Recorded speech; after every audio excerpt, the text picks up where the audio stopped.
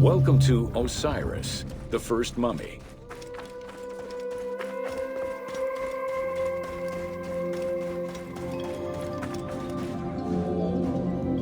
The oldest mummies recovered date from the Old Kingdom, though Egyptologists believe that mummification was in use much earlier than that.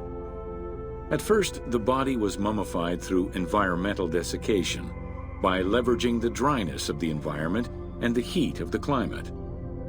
Early experimentations in mummification were conducted with the use of resin made from tree sap. Strips of linen were only used on some superficial parts of the epidermis of the hands or jaw.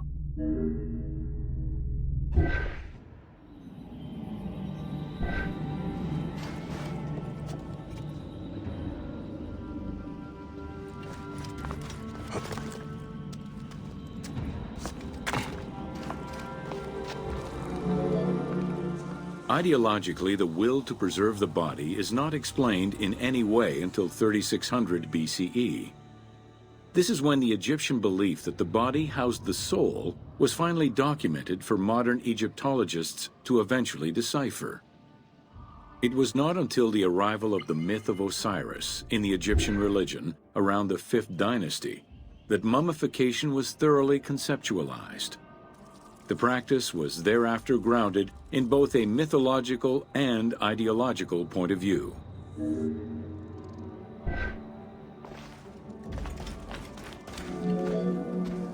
Osiris was mainly known as the god of the dead and the god of resurrection.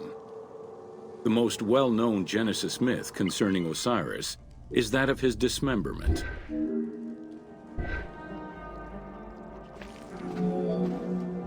Osiris was mainly known as the god of the dead and the god of... It is Plutarch who gives the most simplified and complete summary of the story. Within Egyptian mythology, Osiris represented the first king to rule Egypt. Jealous of his power, his brother Seth attempted to usurp his throne. After several unsuccessful attempts, Seth succeeded in killing his brother by dismembering him and scattering the pieces of his body all over Egypt. Isit, the great of magic, traveled all over Egypt in search of the pieces of her husband's body. After a long search, she recovered all the pieces save for his manhood, as it was eaten by a fish.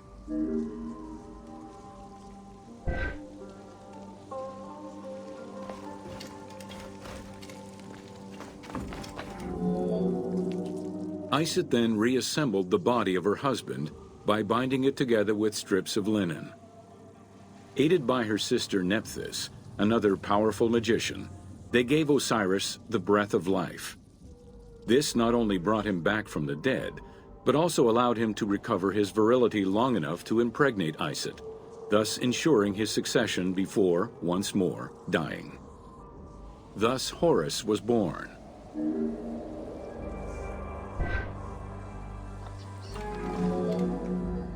The ritual used to bring Osiris back to life essentially depicts how he became the first mummy. It is why, on the sarcophagi of kings, we often find Isit and Nephthys represented as the magicians who restore life to the deceased.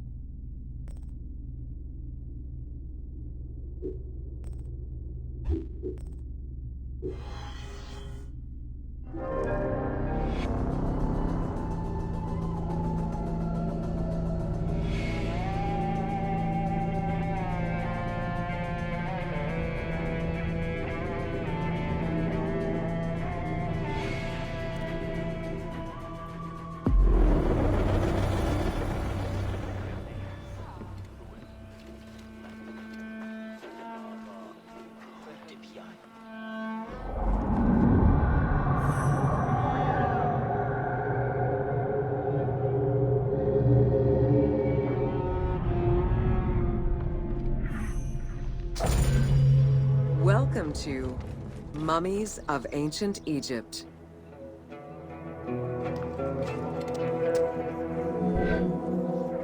The mummification process used by ancient Egyptians was highly ceremonial in nature.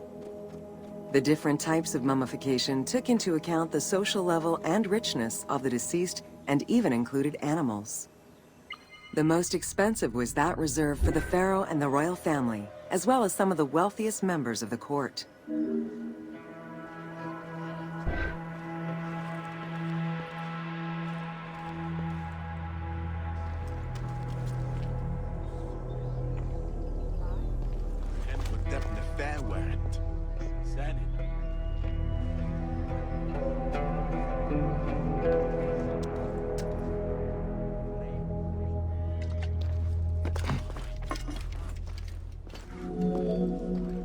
The first step was cleaning.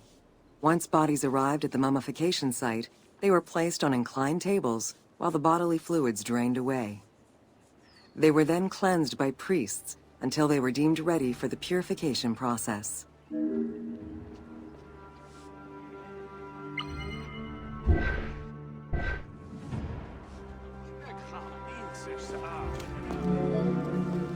The purification of the body began with a libation from sacred water. The priest then fumigated the body with terebinth resin. After the ritual cleansing, priests used oils, spices, and all kinds of essences to further purify the body of the deceased. Finally, all body hair was meticulously removed.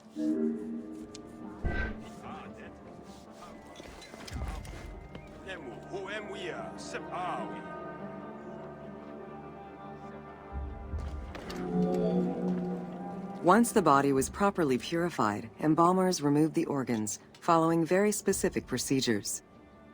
First, the brain was extracted by inserting a spoon through the nostril to break the ethmoid bone. Then, using a spatula, the pieces of the brain were removed as thoroughly as possible. What matter remained was extracted after a process of liquefaction, achieved through the use of a caustic liquid. The cranial box, once emptied, was rinsed and disinfected with palm wine, and then stuffed with strips of linen cloth and liquefied resin.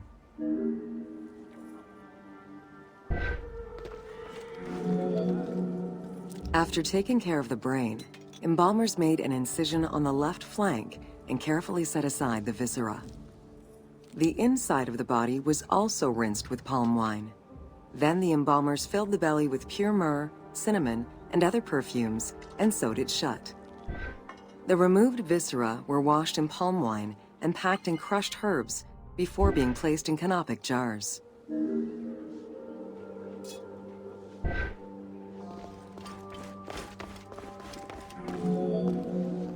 Canopic jars were placed close to the sarcophagus or kept in a chest nearby. At first, the viscera were wrapped in tissue and placed in the vases. As the ritual requirements became more elaborate, ointments, spices, and even water and natron were added to the process.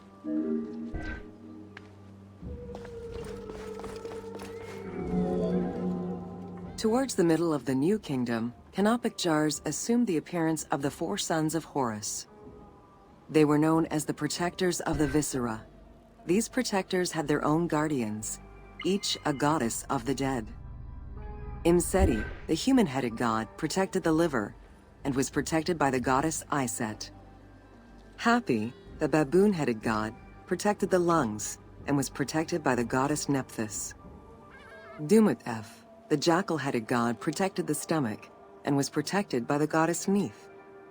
And finally, Kebesenuef, the falcon-headed god, protected the intestines and was protected by the goddess Selket.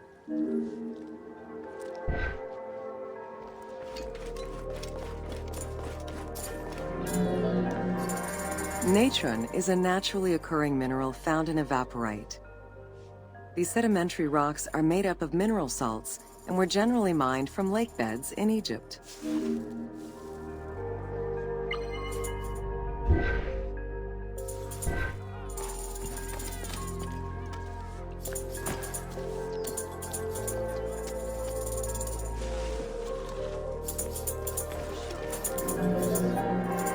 Embalmers used natron as a desiccant to dry the flesh and stop the corpse's putrefaction process.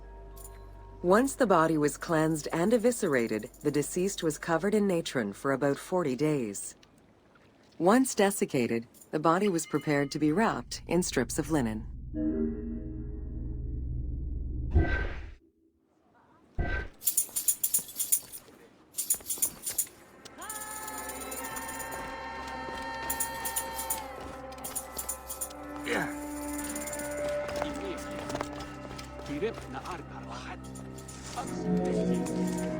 Once the body was fully desiccated by the natron treatment, embalmers oiled, painted, and sometimes even added hair extensions or a wig.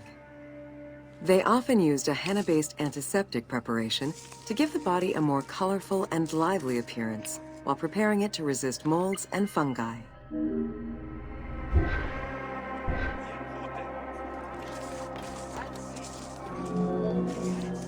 Next came the phase which gave mummies their most well-known appearance, the wrapping.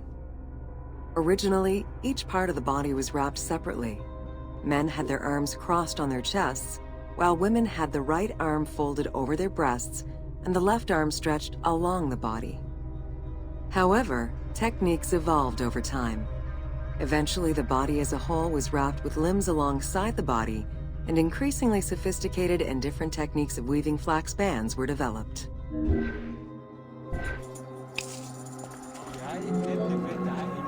In addition to the jewelry and amulets arranged on the skin of the deceased, amulets were also carefully inserted into the weaving of the linen strips.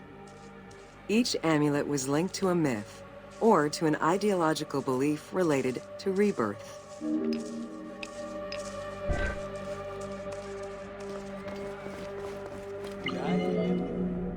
Masks were an important part of a mummy's finery. Early wooden funeral coverings were very expensive, however, and soon replaced by masks created through a technique known as cartonnage. Masks fashioned with this method were created by laying several layers of linen or papyrus pulp on a base made of mud or straw. Cartonnage was used for more than funerary masks. Ornaments and the animal coffins of the late period were also made in such a fashion.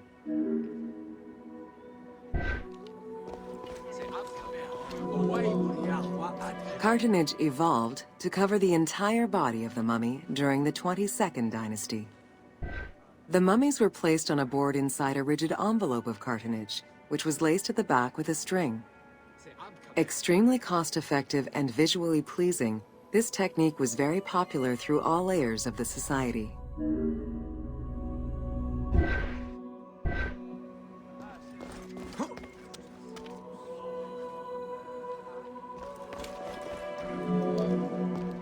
Cartonnage envelopes were usually covered with inscriptions and polychrome decorations, specifying the names and titles of the deceased, scenes depicting daily life, or decorations specific to the funerary world. This was a true gift for Egyptologists eager to study the funerary rites of the ancient Egyptians. Once the mummy was properly wrapped and adorned, the embalmers proceeded with the ceremony of the opening of the mouth. A vital step of the funerary process, this ceremony was meant to bring back to life the deceased themselves, or an object representing the deceased.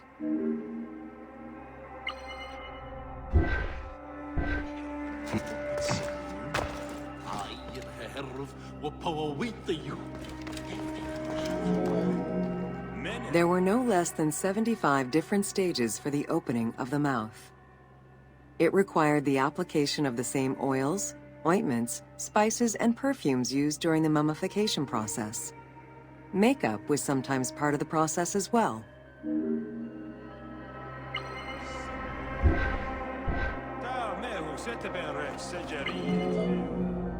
The last stage of this long ritual was the act of touching the mouth with the adze to symbolically allow the breath of life to infuse an inert body.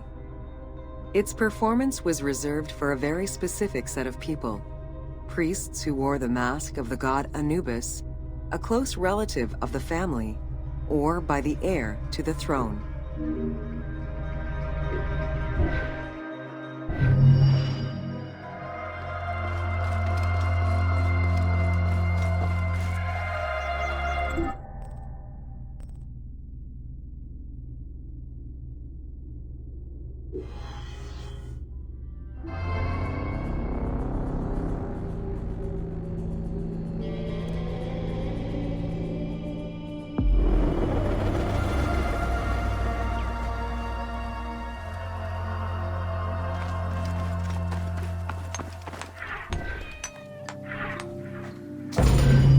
Welcome to The Importance of Mummies.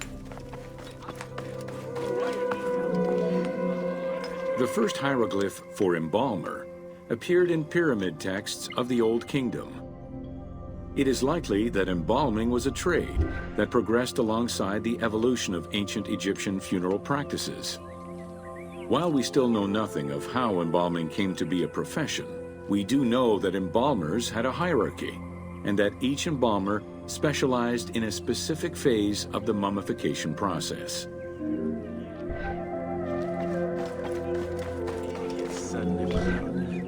The mummification techniques were jealously guarded by embalmers from generation to generation. Despite their efforts, Herodotus and Diodorus discovered their methods in late antiquity, but historians were skeptical about the validity of the texts. It remained a mystery until two teams of modern medical legal scientists confirmed the process in 1994 and again in 2011.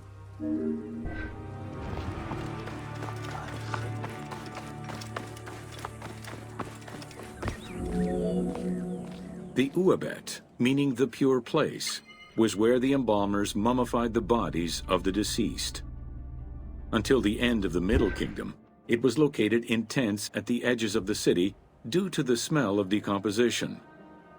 In the New Kingdom, however, the Uabet was located within the city limits, though still in open-air spaces. In the same way that the practices and techniques of mummification evolved, so possibly did consideration towards embalmers within ancient Egyptian society.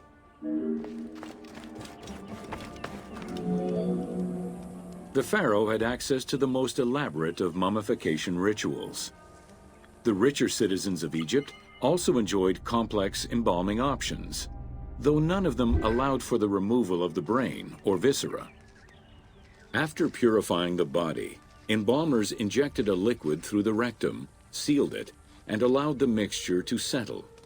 They then plunged the body into natron for up to 40 days.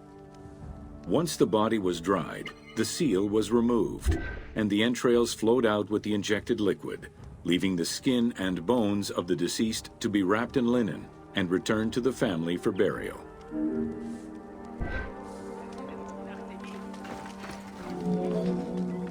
The least costly embalming option was for the embalmers to simply inject a product called surmaya and immerse the body in the natron for up to 40 days before handing it over to the family. For all those who could not afford any embalming process, desert burials offered a pauper's alternative to preserve the bodies of the dead.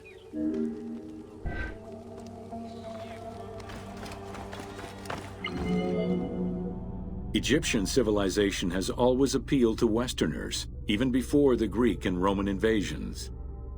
As early as the Middle Ages, mummies discovered by travelers were often sent back to Europe.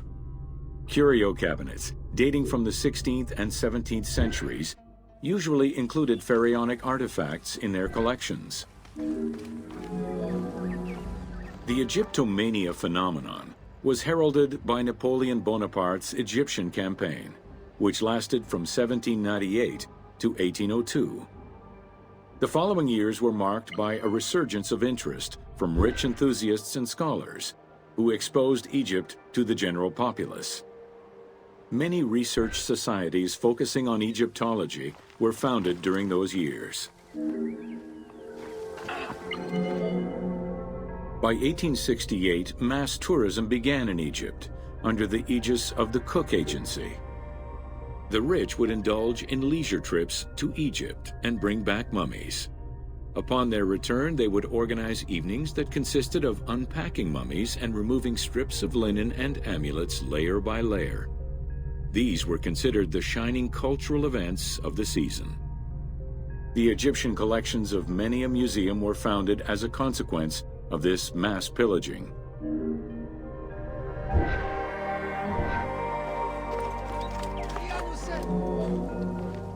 Thanks to those dubious parties, the fantasy of a mummy coming back to life, seeking revenge on its defilers, was born. The mummy malediction myth has remained steady in popular culture ever since, particularly in written media and cinema.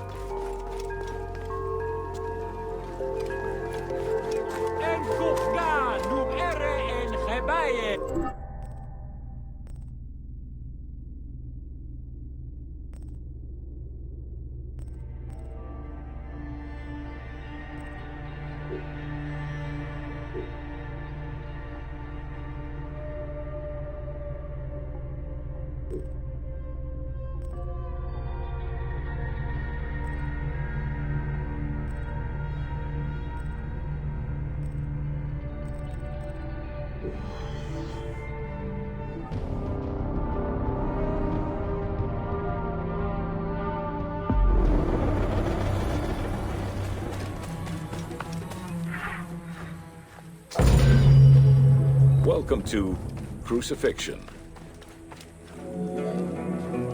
In terms of the severity of Roman justice, crucifixion was at the top of the list of corporal punishment, followed by death by fire and decapitation. The upper class considered crucifixion unworthy of their position. Those lucky enough to have Roman citizenship were also exempt from such treatment.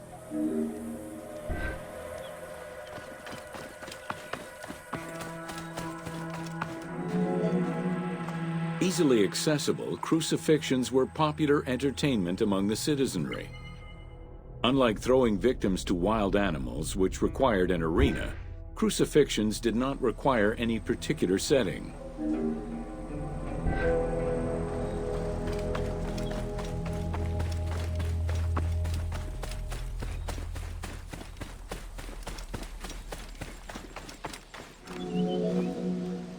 Those subjected to crucifixion were almost always slaves, traitors, and lower-class citizens.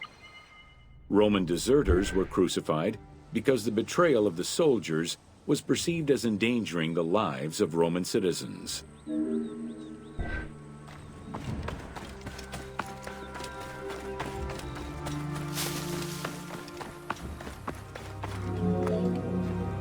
In 71 BCE, a major slave uprising in Italia was repressed by the Roman army. This resulted in the crucifixion of 6,000 men, including their leader, a slave and former gladiator known as Spartacus.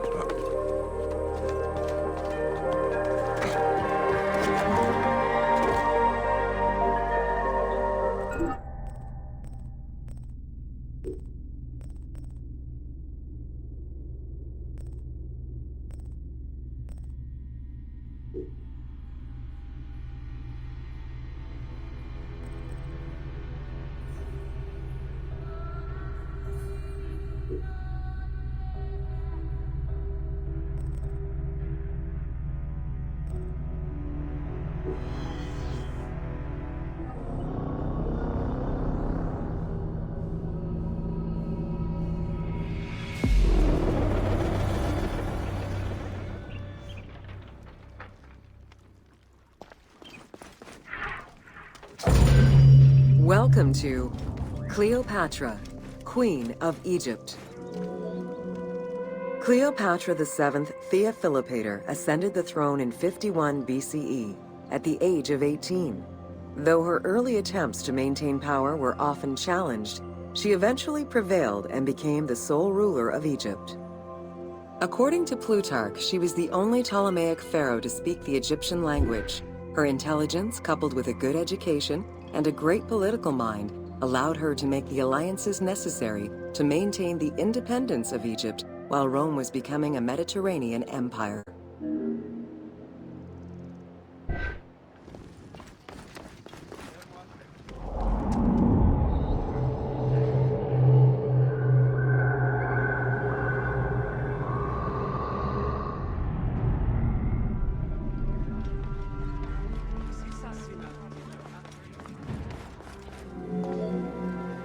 It is important to understand that Cleopatra's knowledge of Egyptian language and keen understanding of the culture allowed her to make powerful ideological reference that resonated with ancient Egyptians. By associating herself with the goddess Isis, the Divine Mother, Great of Magic, and repository of divine essence, Cleopatra firmly established herself as the protector of the two lands and legitimized her place on the throne.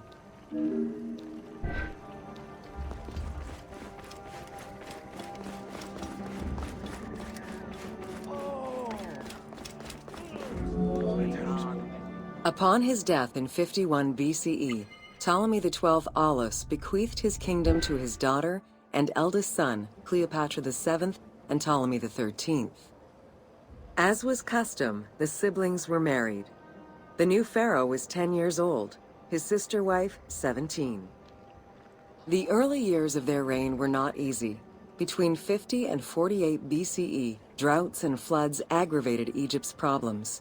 General Achilles and the royal advisor Pothinos kept intervening in the young ruler's political decisions, and eventually colluded to turn Ptolemy XIII against Cleopatra.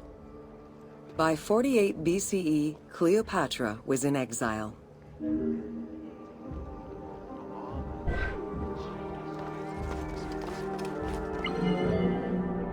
During Cleopatra's exile, the Roman Empire was not without its own internal conflict. Caesar and Pompey were at war with one another, and after his defeat in 48 BCE, Pompey fled to Alexandria in the hope of finding refuge. This turned out to be an unwise decision. Listening to his advisors, Ptolemy XIII elected to have Pompey assassinated, his head kept as a gift, in the hopes of acquiring Caesar's favor. This gambit backfired. Instead of earning approval, the murder of a Roman greatly angered Caesar.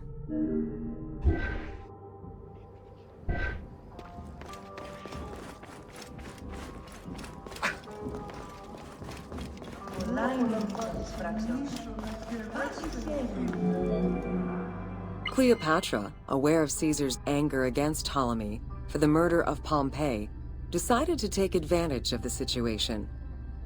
She returned to Egypt in secret, hoping to establish an alliance with one of the most powerful men of the time.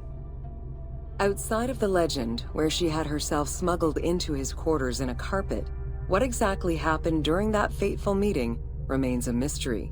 However, Caesar seemed to see a better ruler for Egypt in Cleopatra than in her young and too easily influenced brother. Invoking Ptolemy XII's will, Caesar attempted to mediate peace between the siblings.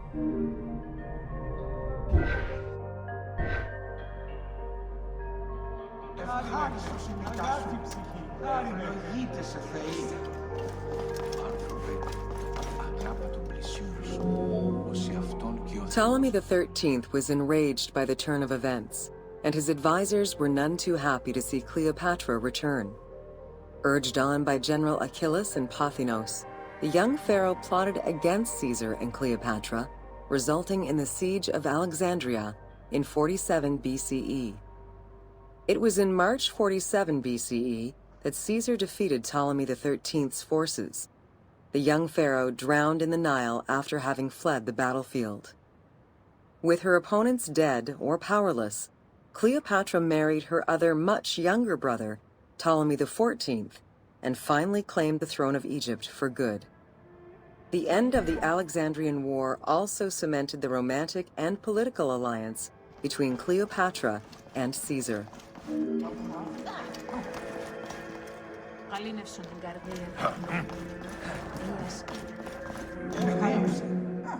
In June of 47 BCE, Cleopatra gave birth to a son, whom she called Caesarion.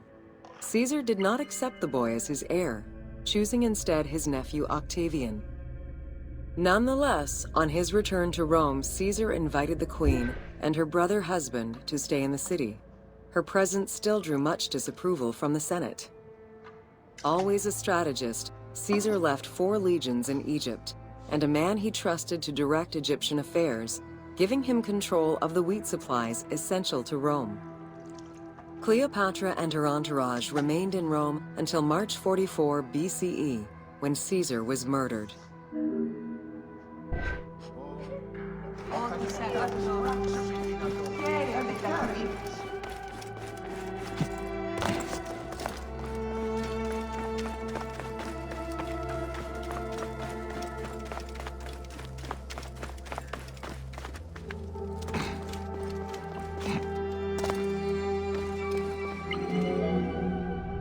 Caesar's most faithful ally, Mark Antony, often visited the Queen of Egypt during his stay in Rome. Unlike most, he recognized the legitimacy of Caesarion, the natural son of Caesar. Antony knew he would need the riches of Egypt in order to fight Octavian and claim the Roman Empire. Cleopatra, in return, saw a powerful ally. In the winter of 41 BCE, she arranged a sumptuous tour of Egypt by boat to show Antony the wealth of her country and the power she held as its ruler. A romantic and political relationship followed. The Roman Senate was once again most displeased. To calm spirits in Rome, Antony married Octavia, sister of Octavian.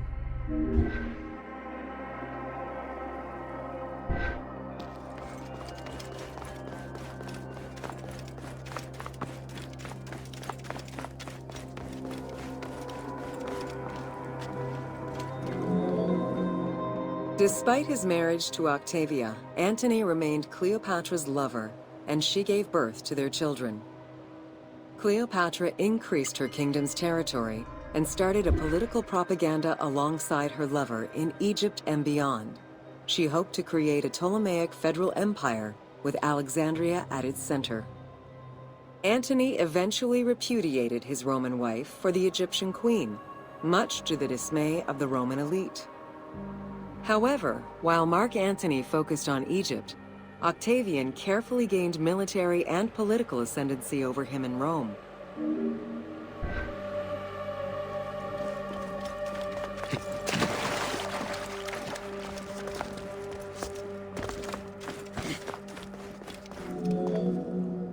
Octavian managed his own propaganda campaign and succeeded. The Roman people hated Mark Antony and Cleopatra. To avoid the censure still inherent in attacking a fellow Roman, Octavian simply declared war against Egypt. Rome's power still reigned supreme. The powerful Egyptian fleet, led by Cleopatra as well as Mark Antony's forces, were defeated in 31 BCE in Actium. Octavian arrived in Egypt in 30 BCE to formalize his victory.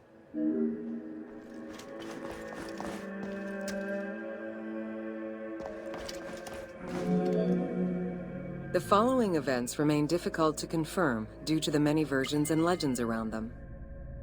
It is believed that after hearing a rumor about Cleopatra's suicide, Mark Antony committed suicide himself. He was brought to the queen as he slowly passed away. Knowing that Octavian would have her chained and paraded through Rome in defeat, Cleopatra planned her own suicide. She most likely killed herself with arsenic, though admittedly, the version where she uses an asp to deliver a fatal bite may be considered more dramatic. What happened to the body of Cleopatra is still a mystery.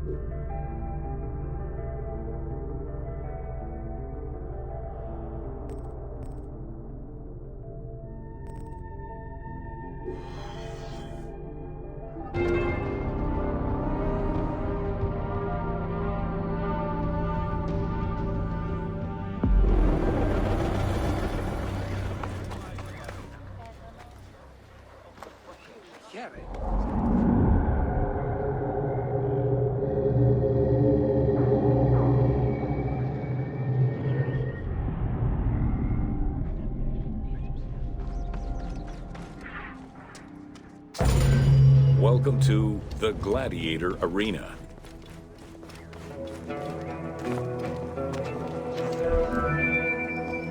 While gladiators would not perform in Cyrene until later in the Roman era, the team decided to include a gladiatorial arena for two reasons. First, they believed it was important to portray this aspect of Roman life. And second, they felt it would add interesting gameplay possibilities.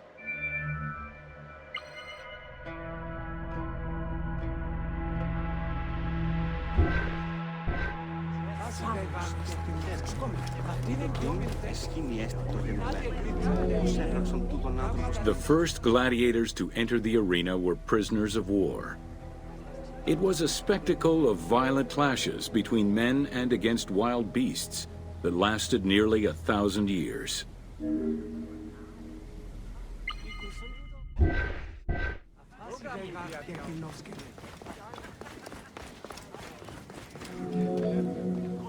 Eventually, volunteers began to enter the ring. For status and money, many of the more skilled combatants increased the quality of the entertainment. Thus, the profession of gladiator came to be. Bound by contract to the master of the gladiators, the fighters were fed, trained, and guarded in barracks.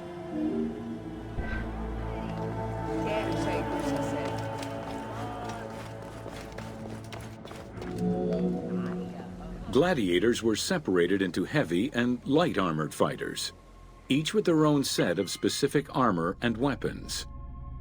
Organizers often had two audience-favored factions face each other in combat.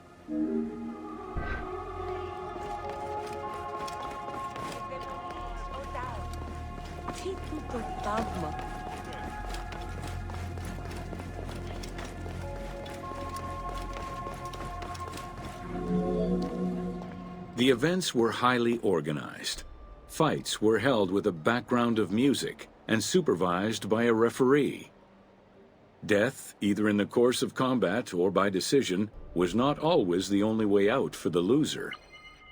Several were released due to their performance and gained great notoriety as celebrities.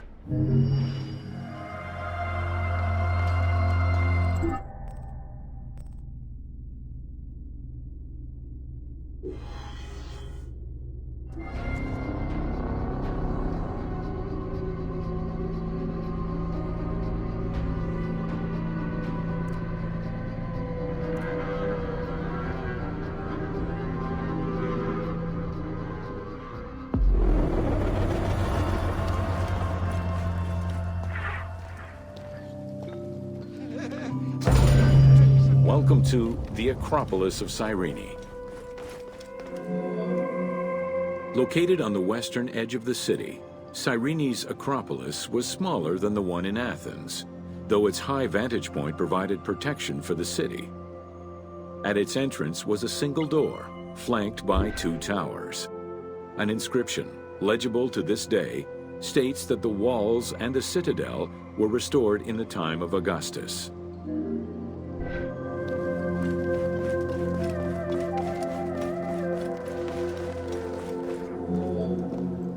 A number of statuettes have been excavated from the site, including one of Berenice, the daughter of Magus, the king of Cyrene, and half-brother of Ptolemy II. At the northeast tower, there is a sanctuary consisting of two small temples with a vestibule, and an altar believed to be that of Serapis and Isis. When the temples were excavated, archaeologists found traces of fire damage. However, there are no indications as to when this fire occurred.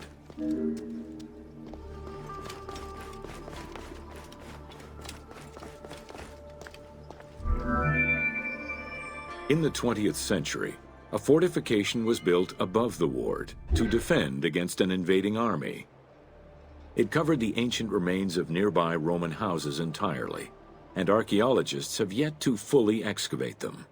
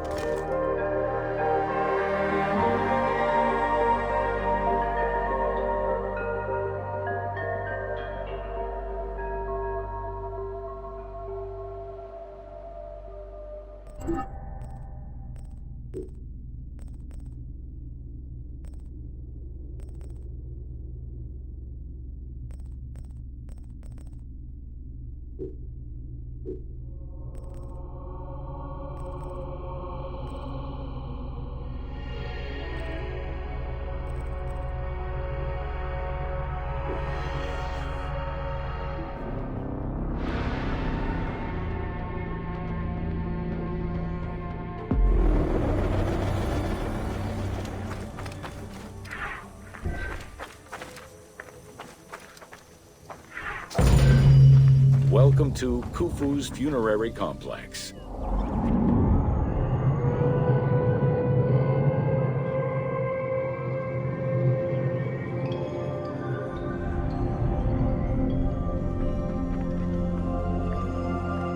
The Valley Temple was the first architectural component encountered when one entered the funerary complex. It was considered the official entrance of the tomb, and mixed the structural components of both a temple and a portico. Khufu's Valley Temple shows evidence of a basalt pavement, letting us know where the portico portion of the structure was located. Such a partition is believed to symbolize both the subterranean and solar aspects of the afterlife.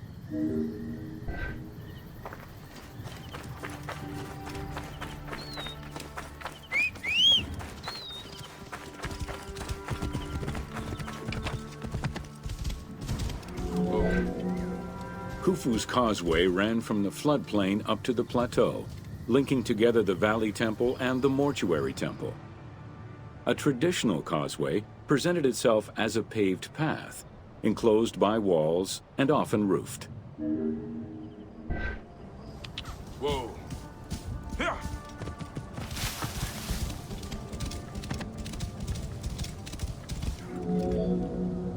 Fragments discovered by archaeologists indicate that the walls in Khufu's causeway, one of the longest known to us, were decorated with carvings and possibly paint. Depictions show a great variety of themes: stars on the ceiling, accompanied by scenes of battles on the walls. Other engravings depicted the creation of the complex by illustrating craftsmen at work.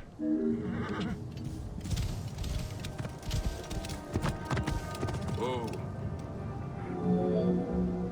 The most impressive private cemeteries of Giza are located east and west of Khufu's pyramid. The Eastern Cemetery was reserved for members of the royal family, while the Western Cemetery was mostly set aside for various court dignitaries. In both areas, private tombs, also known as mastabas, were aligned and laid out methodically in streets and avenues. This arrangement was probably an attempt at recreating the king's court for the afterlife. Whoa. To the east of Khufu's pyramid reside three smaller constructions, the three Queen's Pyramids. A sloping passage led from the ground surface to a burial chamber, cut out of the bedrock and lined with masonry. If it seems quite certain that these monuments were intended for queen's burials, the identity of the original occupants is hard to assess. Whoa. The northernmost pyramid was most likely meant for Queen Hetepheres, who is believed to have been Khufu's mother. However, in 1925, her actual tomb was discovered nearby by accident. It was hidden at the bottom of a deep masonry pit in an underground chamber. Within the concealed chamber, Egyptologists discovered the most complete royal funerary equipment, dating from the Old Kingdom, though her body was missing.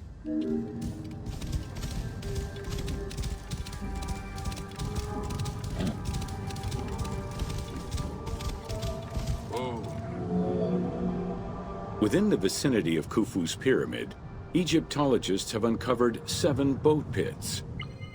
The exact function of such boat-shaped pits remains unconfirmed, though one can easily conjecture that it was symbolic in nature.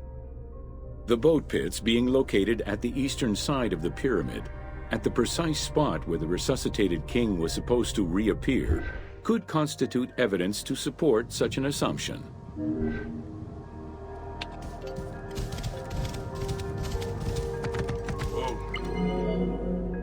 The two southern boat pits, each covered by a roof of huge limestone slabs, were discovered in 1954 by Kamal al-Malak, an Egyptian Egyptologist.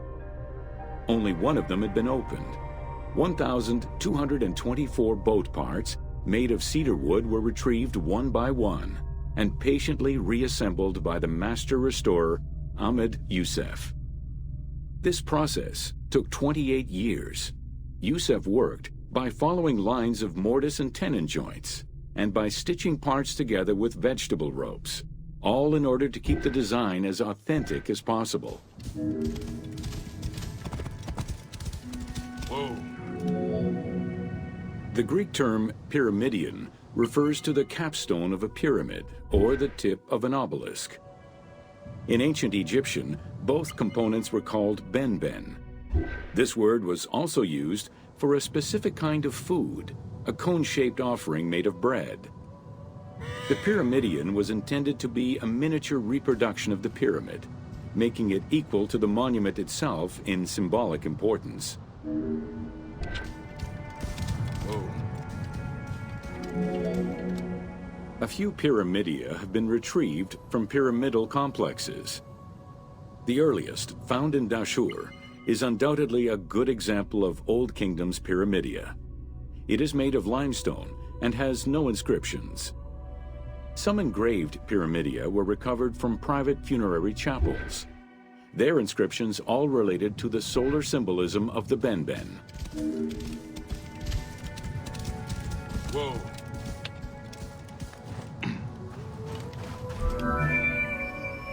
The pyramidia of the pyramids of Giza were never recovered. The reconstitution you see in the game is fictive, incorporating a golden pyramidion bearing inscriptions relevant to Khufu.